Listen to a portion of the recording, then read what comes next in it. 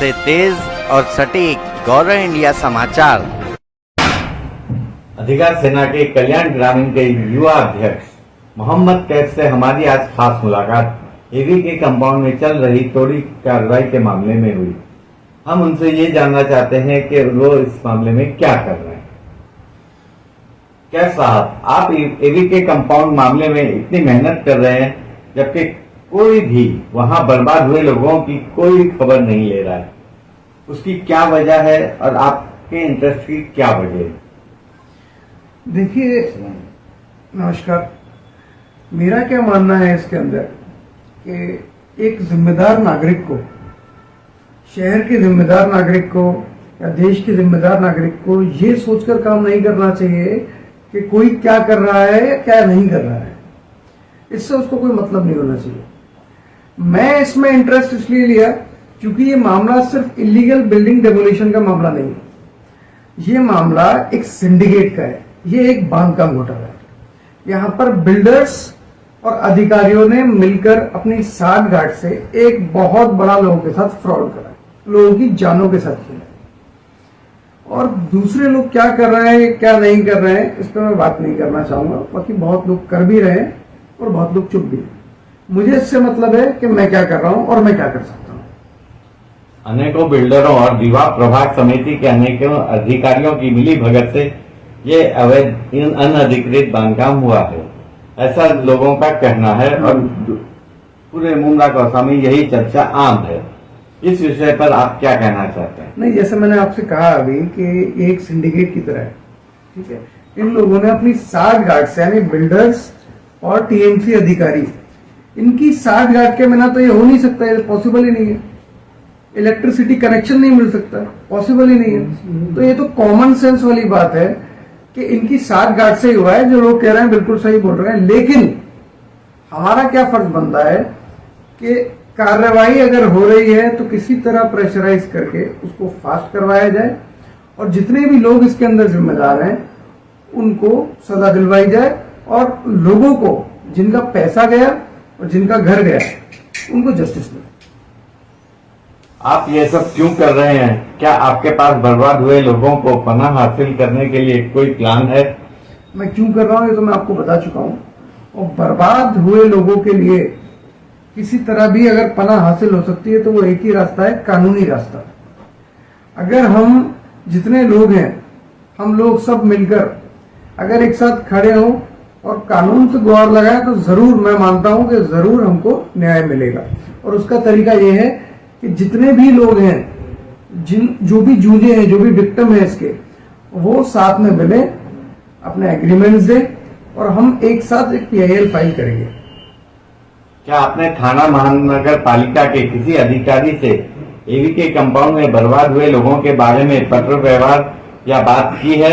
अगर ऐसा कुछ है तो उसकी विस्तार से जानकारी दें। बिल्कुल की है, मैंने अनऑफिशियल भी बात करी है और ऑफिशियल यानी पत्र व्यवहार के जरिए भी बात करी है। और हमने सीधी यही बात करी है कि भाई तुम अभी तक जो भी हुआ उसके अंदर जो लोग पाए गए कि कौन लोग हैं जो इसके जिम्मेदार हैं, उन अधिकारियों पे क्या एक्शन लिया गया, या फिर अगर चलो ठीक है वो प्रोसेस में है क्योंकि एक इंक्वायरी तो बैठी है, लेकिन उसके अलावा शेल्टर क्या दिया जाएगा इनको, इनकी रिकवरी कैसे होगी, ये बात करिए। देखिए, अभी प्रोटोकॉल के हम हिसाब से जितना चल सकते थे उतना हमने प्रोटोकॉल फॉलो करा है। जिससे मिल सकते थे हम मिले हैं, बात करिए। क्या रिस्पॉन्स है क्या नहीं है ये हम आपको बाद में बताएंगे, लेकिन अब जो हम एक्शन लेंगे वो एक्शन डायरेक्ट रिएक्शन दिखाएगा। क्या आपने किसी पुलिस अधिकारी से एवी के कंपाउंड में बर्बाद हुए लोगों के बारे में पत्र व्यवहार या बात की है? अगर आपने बात की है तो विस्तार से इसकी भी जानकारी दें। बिल्कुल हमने बात की है और कुछ दिन पहले हमारी टीम जो है, मैं किसी वजह से जा नहीं पाया था, बाकी हमारी टीम जो है वो वहां गई थी, पुलिस कमिश्नर से मिले थे और जो भी हमारी मांगे जैसे मैंने आपको बताया वो हमने बात करी। और दूसरी चीज, जितने भी बिल्डर्स हैं उन पे एक मामूली सा MRTP का एक्ट लगाकर उनको बचाने की जो साजिश हो रही है, हमने उसके खिलाफ बात करी और कहा कि भाई इनके ऊपर मकोका और MPDA एक्ट के तहत कार्रवाई होनी चाहिए। आपका अगला कदम एवी के कंपाउंड में बर्बाद हुए लोगों की मदद के लिए क्या होगा? हमारा अगला कदम, जैसे मैंने आपको बताया, हमारा अगला कदम PIL है। Public interest litigation.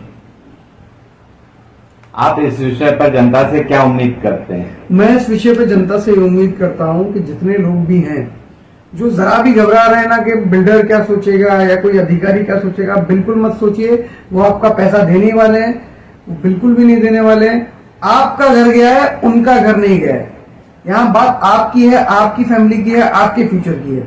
आपको लड़ना पड़ेगा और इन फ्यूचर कभी भी कोई भी जमीन खरीदें, फ्लैट खरीदें, कोई भी इस तरह का एसेट आप ले रहे हैं तो पूरी कार्रवाई के साथ लें, क्योंकि ये चीज हमारे इंडिया के अंदर कैंसर की तरह फैलती जा रही है। जिन लोगों ने अपने जीवन भर की कमाई लगाकर एवी के कंपाउंड में घर खरीदा था, अब उनके द्वारा दिए गए पैसों की वापसी कैसे होगी? देखिए, मैंने आपको बताया जैसे कि ये वापसी अधिकारी हो या बिल्डर हो, हम कोर्ट से ये दरख्वास्त करेंगे कि इनका पेंशन, अधिकारियों के पेंशन फंड्स में से पैसा दिया जाए, इनके एसेट्स बेच के पैसा दिया जाए, कोई भी तरीका अपनाए।